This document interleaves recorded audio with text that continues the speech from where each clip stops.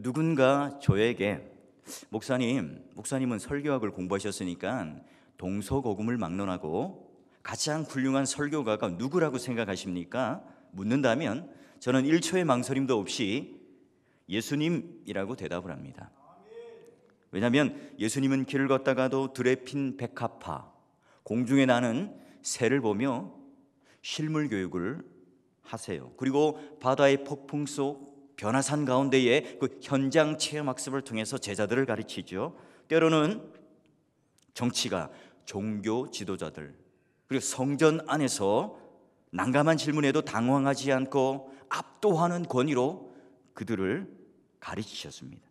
예수님은 인간의 마음을 즐겁게 하는 유머나 아니면 감정을 자극하는 어떤 값싼 설교자가 아니셨어요. 성경을 아주 풍부하게 인용하면서 정말로 성경 신학적 설교를 하신 분이에요. 그러기에 또한 우리 주변에 있는 흔히 볼 수 있는 것들로 비유를 풀어서 우리들에게 잘 설명해 주셨죠. 자, 확 와닿는 예를 한번 들어볼까요? 자, 강대상에 제 혼자 서 있을 때에는 저 인간이 얼마나 잘생겼는가 못생겼는가 판단이 잘 안 되죠. 제가 비유를 들면 최영인 목사는 꽃미남 같은 장동건, 현빈, 송중기와 같아. 아멘? 아무도 안 하잖아요. 한 사람도 안 해요. 예, 제 원고랑은 다르네요. 자, 제 아내는 동의할까요? 글쎄, 그것도 목사님 착각일 수 있습니다. 할 수 있어요. 이런 분명히 말씀은 안 하겠지만 목사님, 그들에 비하면 목사님이 조금 아쉬워요. 조금 아쉽다고요. 이렇게 생각하시겠죠. 저는 그래도 결코 상처를 받지 않습니다. 자, 이렇듯 여러분, 무언가 비유를 해서 확 쉽게 알아들을 수 있게끔 하는 게 비유죠. 자, 예수님의 이런 촌철살인의 비유를 듣고 울그락 풀그락 이 분을 사귀고 있는 사람들이 있는데요. 성경 안으로 함께 들어가 보실까요? 한 지주에게 좋은 농지가 있었습니다. 그는 포도원을 만들기로 결심을 하죠. 우선 극상품 묘목을 사다 심습니다. 그리고 멧돼지나 여우 같은 산 짐승들이 땅을 파헤치지 않게 아주 높게 울타리를 치고요. 그리고 포도즙을 짜는 틀도 만들고, 그리고 추수 때에 도둑이 기승을 부릴까 봐 높은 망대도 세웠습니다. 이 포도원은 그야말로 어마어마한 돈을 투자했죠. 그리고 포도원 주인은 농부들에게 포도원을 맡기고 타국으로 갑니다. 열매를 내기까지는 인내하고 기다려야 하죠. 물론 이 시기에도 포도원 주인은 농부들이 이것 필요하고 저것 필요합니다라고 말하면 얼마든지 모든 것을 다 제공해 주었습니다. 주인이 없는 동안 소작인들은 열심히 포도원을 가꾸었겠지요. 어느덧 추수의 때가 왔습니다. 주인은 탐스럽게 열린 그 열매를 기대하면서 종들을 보냅니다. 근데 웬걸요? 그들이 그 종을 잡아 심히 때리고 그냥 빈손으로 보내버렸습니다. 아니, 정상적인 소작인이라면 이럴 수 있습니까? 주인이 이 포도원을 가꾸는데 얼마나 심혈을 기울였고 얼마나 많은 돈을 투자했고 지금 그리고 풍성한 열매를 기대하고 있을까? 작은 소출이라도 내가 그 열매를 맛보아야지. 여러분, 이런 기대감을 아무리 완악한 농부들이지만 잘 알고 있었겠지요. 그런데 심술을 부리고 종을 때리고 그냥 돌려보냅니다. 더 재밌는 것은요, 소작료를 받으러 간 이 종들을 눈탱이가 밤탱이 되도록 했지만 주인은 아무 일 없는 듯 계속해서 종을 보내요. 자, 물론 이 악한 농부들이 처음 잘못했을 때는 아이고 내가 이래서는 안 되지 양심의 가책을 느꼈겠죠. 근데 한 번 하고 두 번 하니 담대함이 생겼습니다. 급기야 그들의 머리에 상처를 내고 능력을 하죠. 저는 이 부분을 상상하면서 웃음이 터져 나왔죠. 농부들이 어떻게 해서 종들의 머리에 상처를 냈을까? 짱돌을 들고 톡 박았을까? 아니면 막대기로 때려서 후려 깠을까? 피가 터쳐 나왔을까? 더 심각한 것은요, 또 다른 종을 보내었는데 그를 어떻게 합니까? 죽여요. 또 많은 종들을 때리고 죽이고 능력해요. 갈수록 소장인의 행동들은 더 악랄해지죠. 더 강도가 세워져요. 그런데도 그 인자한 포도원 주인은 포기하지 않습니다. 마지막 남은 카드, 자기의 사랑하는 아들, 이제 한 사람이 남았는데 자기의 사랑하는 아들을 보내죠. 야, 이 내 아들은 존대하겠지, 그들이 대우하겠지, 아껴줄 거야. 과연 이 양심에 화인 맞은 이 악한 농부들이 마지막 이 주인의 배려와 관심과 인내와 이 사랑을 어떻게 받을까요? 그 아들이 나타나자 말합니다. 야, 저거 상속자네? 저거 죽이자. 그러면 이 유산이 바로 우리의 것이 될 거야. 이 포도원은 우리가 열심히 땀 흘려서 갖고 왔으니 우리 거야. 그리고 당시 법에 주인이 죽었고 그 상속자가 있는데 그 상속자마저 죽으면 소작인들이, 그 포도원을 갖고 왔던 농부들이 소유를 갖게 되는 그 법을 악용을 하죠. 야, 이 포도원 주인이 이 아들을 보낸 걸 보니까 포도원 주인이 죽었나 봐. 얘가 상속자인 것 같은데 얘 죽이면 우리가 이 포도원을 한 입에 꿀꺽할 수 있겠구나. 그리고는 정말 못 볼 그림을 보게 됩니다. 그 아들마저 죽이고 포도원 밖으로 내던져 버리죠. 포도원 아들을 죽이고 포도원 밖으로 내다버리는데도 그들의 마음이 아련하거나 그들이 후회하는 기색은 전혀 없었습니다. 여러분, 그렇게 인자했던 예수님, 그렇게 인자했던 이 포도원 주인은 어떻게 할까요? 최후 통첩마저 거부했던, 외면했던 이 농부들을 진멸하죠. 그리고 그 포도원을 이제 다른 농부들에게 넘겨버립니다. 사랑하는 동역자 여러분, 이 비유는 참 쉽죠. 성경을 읽을 때에 악한 농부, 저런 나쁜 놈 하면서 우리는 손가락질하며 욕을 하며 속 시원하게 이 비유를 읽었을 겁니다. 그런데 문제는 이 성경을 어떻게 해석하고 적용하는 문제예요. 이 악한 농부들을 보면서 야, 포도원 주인에게 소장료를 주지 않으려고 이렇게 악랄한 짓을 하나, 이런 탐욕과 이런 욕심을 가진 인간들을 봤나, 급기야 포도원까지 삼키려는 이 죄악을 봤나. 야고보서 1장 15절에 보면 욕심이 잉태한 즉 죄를 낳고 죄가 장성한 즉 뭘 낳으리라요? 사망을 낳는다. 야, 딱 떨어지네. 우리는 얼마든지 이런 해석과 적용이 가능하죠. 가능해요. 하지만 이 비유를 통해 예수님이 드러내고자 하는 진짜 의도, 진짜 속내는 무엇일까요? 아, 목사님 또 뭔 숨은 뜻이 있다고요? 걱정하지 마시고요. 우리 늘 하던 대로 말씀을 보는 그 틀, 플랫폼을 가지고 한번 이 비유를, 그리고 이 주님의 뜻 안으로 한 걸음 더 들어가 볼까요? 여러분이 소위 악한 농부의 비유는 씨 뿌리는 자의 비유, 가라지의 비유, 무화과 나무 비유와 함께 공간복음서 안에 함께 다 수록되어 있습니다. 한 사건을 놓고도 마태, 마가, 누가복음의 시각이 각각 약간씩 달라요. 이 말은 마태, 마가, 누가복음을 함께 보면서 이 이야기를 더 풍부하게 볼 수 있다는 거죠. 재구성할 수 있어요. 저는 개인적으로 마가복음이 좀 짧아요. 내용이 짧고, 그리고 그 마가복음 텍스트를 선택했는데요. 이유는 간단해요. 마가는요, 주인이 보낸 이 종들을 이 악한 농부들에게 얻어터지는 이 장면을 가장 잘 묘사를 했어요. 마치 제가 목회를 하니까 주인이 보낸 종이라고 감정이입을 하고 얻어터지는 이 장면에서 동병상련을 느낀다고 할까요? 아주 유치찬란하죠. 우리는 다 그렇게 성경을 봐요. 물론 사월교회 장로님, 권사님, 우리 성도들은 저를 극진히 섬겨주시죠. 제가 그래서 항상 다른 교회 또는 목사님들을 만나면 자랑을 해요. 먼저 이 비유의 시간적 배경은요, 예수님의 생애 가운데 가장 결정적인 순간, 언제죠? 마지막 고난의 주간, 십자가에 돌아가시기 직전이에요. 그러니까 그때 예수님의 죽음과 상관이 있는 비유란 말이죠. 그리고 마가복음 21장 앞선 문맥에는 어떤 내용이 나옵니까? 예수님께서 마지막으로 예루살렘에 입성하세요. 그리고 성전 청결 사건을 우리들에게 보여주죠. 하나님의 이름을 이용하여 자신의 배만 불리던, 그리고 성전의 제사와 예배를 수단으로 자기의 탐욕을 채웠던 장사치들, 종교 지도자들을 엄히 꾸짖죠. 혼쭐납니다. 게다가 그들의 밥줄까지 딱 끊어놓아 버리죠. 그리고 이제 11장 끝에 오게 되면 배알이 배배 꼬여 있는 그들의 속내를 드러냅니다. 야, 오랫동안 우리가 이 성전 안에서 이 일을 해왔는데 너는 도대체 누군데? 너는 도대체 어떤 권위와 권한을 가졌는데 이런 짓을 한단 말이냐? 너는 누군데? 누가 이런 권세를 주었길래, 누가 이런 권한을 주었길래 성전에서 이런 짓을 하느냐? 이때 예수님께서는 마가복음 11장 33절 마지막에 야, 나는 무슨 권위로 하는지 너에게 일러주지 않을 거야. 제대로 답을 하지 않으신 채 오늘 이 비유를 역설적으로 베풀고 있는 거예요.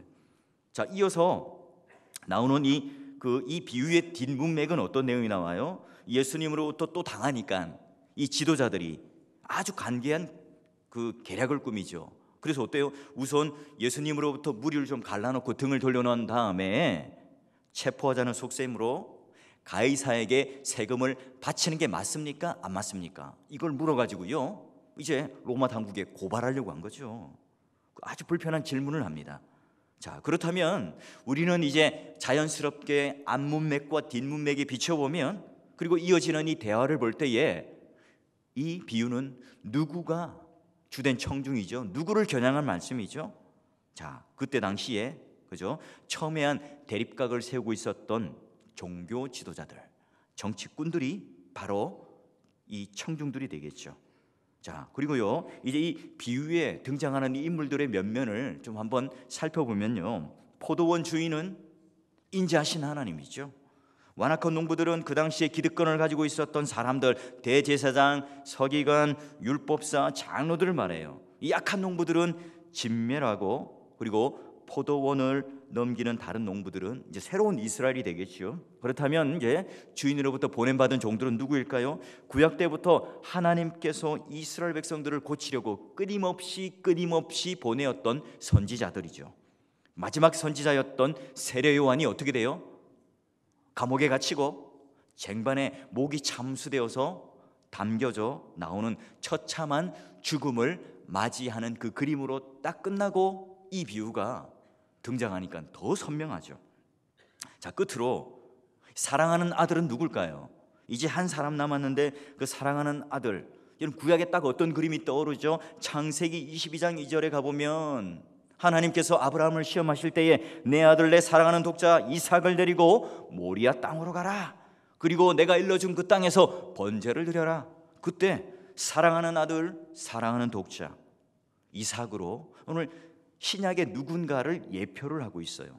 우리의 죄를 담당하고 또 죽은 친히 양이 되시고 번제가 되시는 그 누구를 가르친단 말이죠. 또 신약에는요, 예수님께서 세례 받을 당시 또는 변화산에서 하나님께서 직접 예수님을 지칭하면서 사랑하는 나의 아들아, 독특한 하나님의 표현이셨죠. 그러니까 아무에게나 하신 표현이 아니에요. 그럼 이 비유는 바로 사랑한 아들이 누구란 말입니까? 바로 예수 그리스도죠. 지금 이 비유를 풀고 있는 당사자예요. 그럼 우리는 이제 이 비유 안으로 한 걸음 더 들어가서 성경의 눈으로 어떻게 해석을 하는지, 예수님께서 얼마나 성경을 가지고 풍부하게 말씀을 잘 풀어서 해석을 해주었는지 한번 볼까요? 자, 사랑하는 동역자 여러분, 사실 이 비유는 21세기를 사는 우리들에게는 굉장히 낯설어요. 하지만 그 당시 청중들에게는 이 이야기는 아주 익숙한 이야기였습니다. 이 성경책에 책을 딱 끼워 놓으시고 이사야 5장 1절부터 7절 말씀을 한번 찾아가 봐요. 이게 뭐냐면 사랑하는 자의 포도원 노래가 이 비유의 원조예요. 프라이머리 소스예요. 이게 원래 그 내용을 가지고 예수님께서 약간 각색을 하셔서 비유의 이야기로 풀어주신 거예요. 자, 이사야 5장 1절, 이사야 5장 1절을 우리 찬양대 한번 읽어주십시오. 함께 읽습니다. 시작. 나는 내가 사랑하는 자를 위하여 노래하되 내가 사랑하는 자의 포도원을 노래하리라. 내가 사랑하는 자에게 포도원이 있으며 심히 기름진 사내로다. 자, 포도원이 어디 있냐고요? 그냥도 아니고 심히 기가 막히게 기름진 산에 있다. 그리고 2절도 한번 읽어주십시오. 땅을 파서 돌을 제하고 극상품 포도나무를 심었도다. 그 중에 망대를 세웠고 그 안에 술틀을 팠도다. 좋은 포도맺기를 팔았더니 들포도를 맺었도다. 여기도 보니까 온갖 것을 다 투자하고 이제 주인이 극상품 포도를 바랬는데 무슨 포도가 맺혔다고요? 들포도가 맺혔더라. 그러니까 이 비유는 인간의 탐욕, 욕심 이런 간단한 문제로 해결할 게 아니네요. 문제는 지금 추수할 때가 되어서 주인의 종이 포도원에 왔을 때입니다. 여보시오, 농부들, 우리 주인님이 그 극상품 포도 맛을 좀 보고 싶어 합니다. 받아오라고 하셨어요. 어디 한번 포도송이 좀 볼까요? 불싸.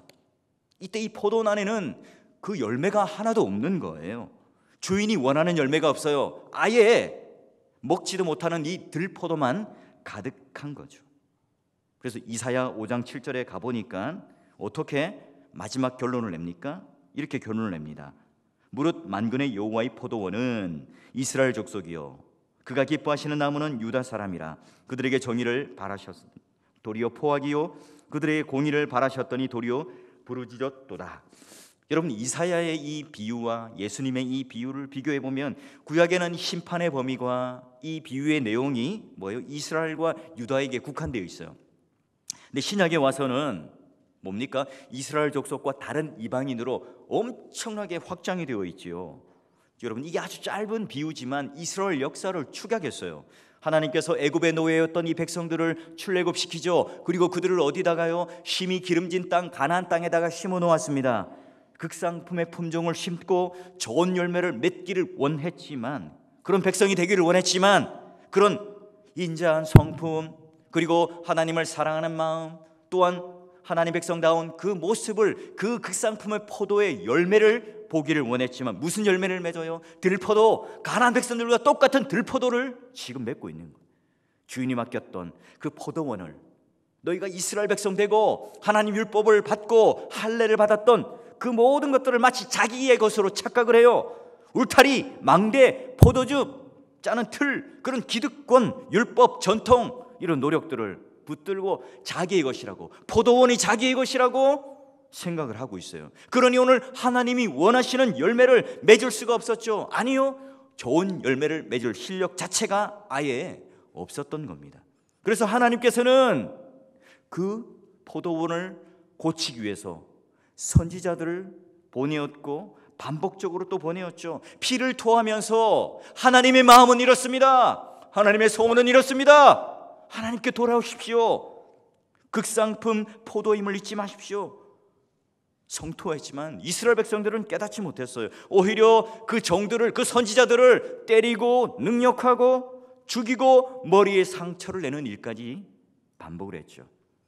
여러분, 주님께서는요 이제 이 이사야의 포도원 노래로 딱 운을 띄우시고 이제 결정적인 한 방으로 해석을 하시는데요. 자, 이것도 뒤에 보면 오늘 우리 말씀에는 10절 이하에 나와 있지만 이게 시편 118편 22절에서 24절 말씀이에요. 여러분은 12장, 마가복음 12장 10절과 11절을 한번 보세요. 눈으로. 저는 시편을 읽겠습니다. 건축자가 버린 돌이 집 모퉁이의 머릿돌이 되었나니 이는 여호와께서 행하신 것이요 우리 눈에 기이한 바로다. 이날은 여호와께서 정하신 것이라 이날에 우리가 즐거워하고 기뻐하리로다. 여러분, 갑자기 포도원 비유, 사람 종 아들이었다가 건축자의 버린 돌이라는 비유로 넘어갔어요. 자, 여러분, 상식적으로 집을 짓는 이 건축자들은요 그 분야에 있어서 전문가죠. 그러면 그들은 건축을 하는 이 기술만 뛰어날 뿐만 아니라 이 재료가 좋은지 나쁜지를 또한 정확하게 구분할 수 있는 탁월한 안목을 가진 사람입니다. 그들의 눈에는 이 돌은 좀 쓸만한데 하면 아주 유용하게 쓰이겠다, 쓸모 있는 돌이 되겠지요. 그러나 그들 눈에 이 돌은 영 아니올시다 이러면 어때요? 그 돌은 이제 쓸모없어서 내다버리는 돌이 됩니다. 왜냐하면 건물을 짓는데 걸리적거리니까요. 쓸모없이 버려졌던 이 돌, 그들의 안목에는 전혀 아닐 것이라고 생각했던 이 돌, 그러나 그 돌이 오히려 건축하는데, 집을 짓는 데 있어서의 가장 중요한 모퉁이 돌, 코너스톤이 되는 거죠. 그러므로 말미암아 이 버렸는데 이 버림이 오히려 살림이 되는 역설적인 승리를 지금 보여줘요. 자, 동역자 여러분, 시편 118편에 또는 이 마가복음 12장에 예수님께서 건축자들의 버린 모퉁이 돌이 되었다 이 말씀으로 해석하실 때 오늘 우리가 읽었던 이 비유와 어떤 부분이 딱 겹치죠? 사랑하는 아들이 죽어서 포도원 밖으로 내던져 버려지죠. 이것과 딱 겹치죠. 그러면 오늘 여기서 무슨 말씀을 하고 싶은 거예요? 야, 종이 아니라 진짜 아들이 왔어. 차원이 다른 진짜 그림자가 아니라 실체가 왔어. 그러나 너희들은 곧 나를 체포하겠지? 불법적인 심판을 받게 할 것이고, 그리고 모진 고문과 능력과 채찍으로 나를 죽일 거다. 그리고 성문 밖, 울타리 밖 갈보리 언덕에서 십자가 가운데에 나를 매달아 창으로 내 옆구리를 쿡 찔러서 물과 피를 다 쏟게 한 다음에 나를 죽게 하겠지. 너희들 하나님의 아들, 그 독생자 아들을 죽였다고 생각하느냐? 건축자에게 버려진 이 돌이 버려졌다고 생각하느냐? 오히려 모퉁이 돌이 된단다. 너희들이 죽었다고 생각하지만 나는 오히려 부활하여서 진짜 극상품, 너희들이 맺지 못하던 그 극상품의 포도나무의 열매에 첫 열매로 맺힐 거다. 너희들이 버린 돌, 새로운 성전, 너희들이 지금 예루살렘이라고 생각하고 있고 성전이라고 생각하고 있는 모든 것들이 다 무너지고 없어지지만, 내가 그 건물, 빌딩 이거 붙들었지만 이 모든 것들을 다 허물고 진짜 성전의, 진짜 교회의 첫 모퉁이 돌이 내가 된단다. 여러분, 온몸에 전율이 느껴지지 않습니까? 버렸어요. 버렸는데 죽였는데요. 그게 오히려 살림이 되어서 지금 예수님께서는 온 인류를 위한 역설적인 승리를 우리에게 주겠다 약속하고 있는 말씀이에요. 누가 오셨어요? 그들을 고치기 위해서 누가 오셨습니까? 이제는 종들을 다 보내었지만 안 되니 하나님께서 최후 통첩으로 마지막으로 하나의 카드를, 사랑하는 아들 예수를 그들 앞에 보내셨죠. 사랑하는 사월교회 동역자 여러분, 이 교회가 사람의 기득권과 가치와 상식이 아니라 이런 역설적인 승리를 이뤄내신 주님이 원하시는 교회가 될 수 있기를 정말 주님의 이름으로 간절히 축원합니다. 여러분, 저는 역전이라는 이 말, 이보다 좀 더 센 말로 영어로 upside down, 이게 좀 밑에 게 아래로 내려가고 아래 게 좀 위로 올라가는 그런 어떤 표현이 좀 더 저에게는 맛깔 나는 것 같아요. 병행 구절이었던 마태복음 21장에 우리 정신이 이제 마지막으로 번쩍 들게 하는 내용이 나옵니다. 마태복음 21장 43절과 44절에 보면 오늘 이 비유는 어떤 내용인가? 최종적 결론을 이렇게 냅니다. 그러므로 내가 너희에게 이르노니 하나님의 나라를 너희는 빼앗기고 그 나라의 열매 맺는 백성이 받으리라. 이 돌 위에 떨어지는 자는 깨지겠고 이 돌이 사람 위에 떨어지면 그를 가루로 만들어 흩으리라 하시니. 시편 137편의 그 마지막에, 그리고 다니엘의 뜨인 돌, 이 비유를 예수님은 끌고 와서 이 결론을 내죠. 여러분, 지금 보낸 종들과 하나님의 아들은 차원이 달라요. 주님의 말씀 속에 이 심판의 주체가 보낸 포도원 주인 아버지가 아니라 누구예요? 영문 밖에 버려진 아들, 포도원 밖으로 버려져서 죽은 이 아들이 오히려 심판의 주체가 된다. 그러니 여러분, 지금 이 주님께서 하시는 한 말씀이 그리 가볍지 않아요. 여러분, 그래서요, 설교는 정말 인간이 할 수 있는 일이 아니구나 저는 매번 뼈저리게 느끼게 됩니다. 일주일을 살면서 여러분, 주일 오전 이 예배, 이 시간만큼이라도 여러분 이것 말고 전혀 예배를 안 드리시는 분도 이 자리에 있잖아요. 성경 안으로 좀 깊이 들어가서 이 말씀의 육즙을 좀 충분히 섭취할 수 있는 이 시간이 정말 이 시간 되어야 합니다. 그런 측면에서 여러분, 오늘 이 비유를 좀 한 걸음 더 들어가면, 이 비유는 농사 짓는 사람들이 어떤 포도원의 소출을 내어주기 싫어서 또는 아까워서 탐욕 때문에 죽였다, 이런 낭만적인 해석보다 한 걸음 더 들어가면 오늘 이 예수님의 죽음과 하나님의 나라는 어떤 관계가 있는가, 그리고 그들이 기대하는 이스라엘의 회복과 예수님이 가져오신 이 하나님의 나라는 어떤 상관관계가 있는가, 어떤 게 다른가, 이게 오늘 중요한 포인트죠. 왜요? 예수님이 그렇게 지금 보고 있으니까요. 이사야와 이 시편의 말씀으로 종합해 볼 때 종교 지도자들은, 그리고 정치꾼들은 이스라엘은 좋은 열매를 맺지 못하는 게 아니라 아예 실력이 없었습니다. 그러니 그들이 붙들었던 구약의 율법들, 제사의 제도를, 이런 우리의 영혼, 우리의 죄를 해결할 수가 없었던 거죠. 정말로 그 당시 웅장한 예루살렘을 그 안에 헤롯이 성전도 지어주었어요. 그 어떤 때보다 세련되고 감동적인 그 예배를 드렸어요. 어떤 때보다 예배의 편의를 위해서 성전 가까이에서 소나 양도 팔고요, 돈도 환전해주는 그 일들이 있었습니다. 그게 악한 게 아니라 예배의 편의를 위해서, 하나님을 더 잘 섬기기 위해서, 하나님께 예배를 더 잘 드리기 위해서 만들어 놓았던 제도라니까요. 그러니 여러분, 그 성전에 존재하는 모든 사람들이 예수님 앞에 있었지만 그들은 죽었다 깨어나도 이 비유에 등장하는 악한 농부라고 생각을 하지 않죠. 이 앞에 메시아 예수 그리스도가 나타났지만 그를 통해 내가 구원받을 자라고 결코 생각하지 못했습니다. 그러니 여러분, 이 비유는 그 당시 때 이스라엘 백성들만을 위한 메시지가 아니에요. 현대를 사는 우리들에게도 비수처럼 꽂히는 말씀이죠. 동역자 여러분, 저는 목사로서 섬기고 있는 저 역시 이 비유를 보낼 때에 저는 항상 하나님께서 보낸 종이라고 생각해요. 어떻게 제가 악한 농부일 수 있습니까? 동역자 여러분, 제가 딱 깨놓고 얘기하면 남들보다 제가 예배를 덜 드립니까? 성경을 덜 봅니까? 기도를 덜 하겠습니까? 그러니 여러분, 저는 악한 농부가 절대 아니죠. 여러분도 저와 같은 똑같은 마음으로 이 성경을 보지 않습니까? 나는 어릴 때부터 예배당에 다녔고, 내가 그래도 직분자이고, 내가 그래도 엄마 아빠 따라서 교회를 열심히 다녀왔고, 내 가정도 내 가족도 이렇게 함께 예배를 드리고 예수 그리스도 안에 있는 것 같고 4월 교회에서 이렇게 섬기고 있다. 여러분, 그러나 주님은 묻죠. 너희들 이것 가지고 죽었다 깨어나도 구원받지 못한다. 이 생각을 지금 우리는 전혀 하고 있지 못해요.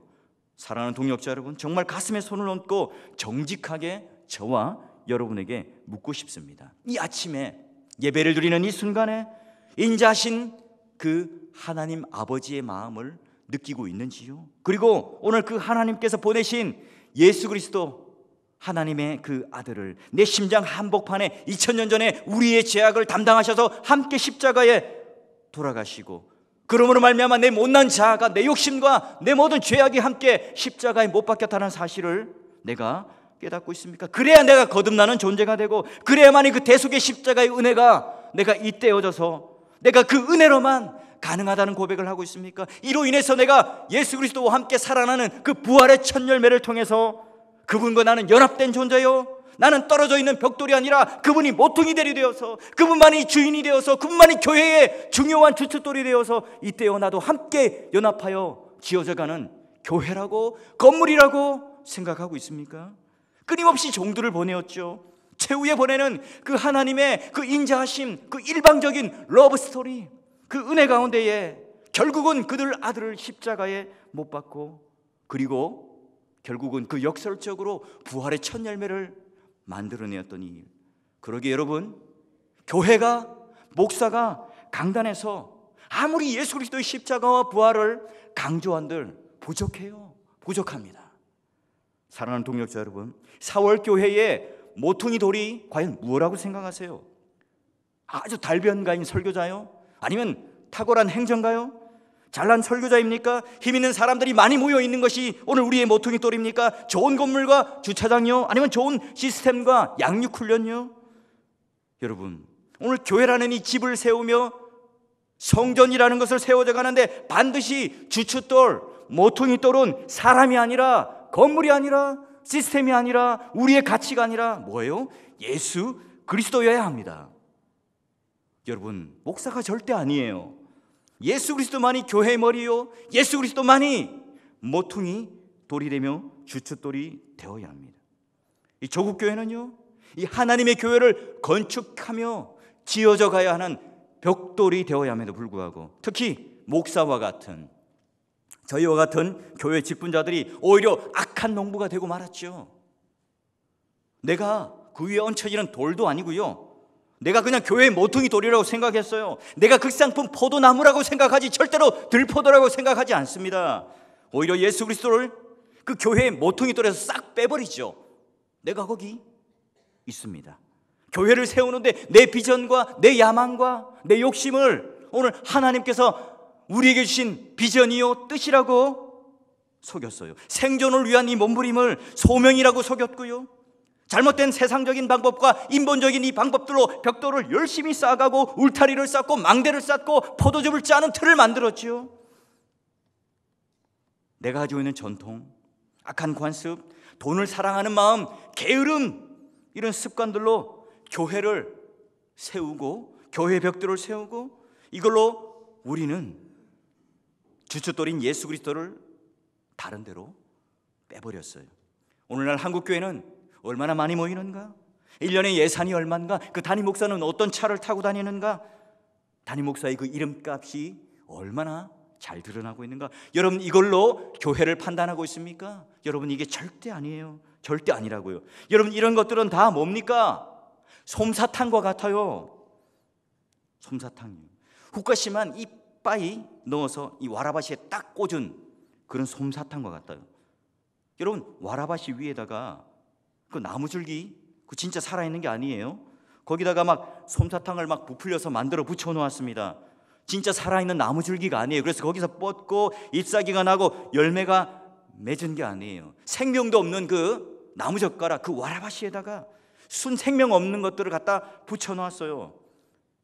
내가 서운하는 것들, 내가 좋아하는 것들, 내가 가치롭게 여기는 것들을 갖다 붙여놓고 그거 치장에 불과한 그런 솜사탕과 같은 신앙을 내 신앙이다 생각하고 있지는 않습니까?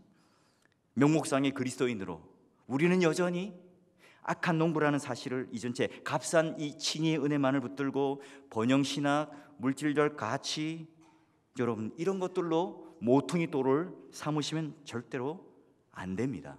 우리가 못 살 때, 힘들 때 하나님께 생존을 위하여 하나님 물질도 주시고 살려주시고 고쳐주시고 복 주십시오. 그 생존을 위한 기도 당연하지요. 그러나 끝까지 그것만을 붙든다면 이건 아니죠.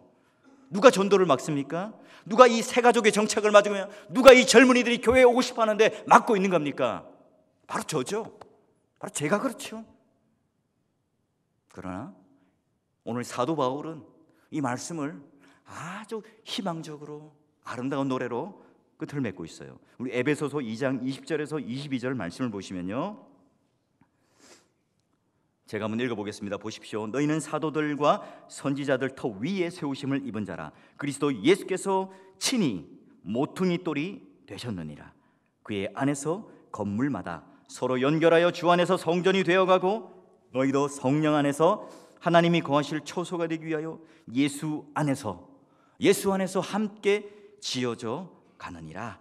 아멘. 사랑하는 사월교회 동역자 여러분, 그리스도 예수께서 친히 모퉁이 돌이 되셨고요, 그 버림이 살림의 그 역설적인 승리를 맛보게 하신 다음에 어디 안에요? 예수 그리스도 안에 그 모퉁이 돌에 잇대고 또 잇대고 또 잇대어서 아름다운 건물로 지어져가는 그 꿈을, 그 놀라운 하나님의 뜻을 우리들에게 맡기셨죠. 얼마나 흥분됩니까?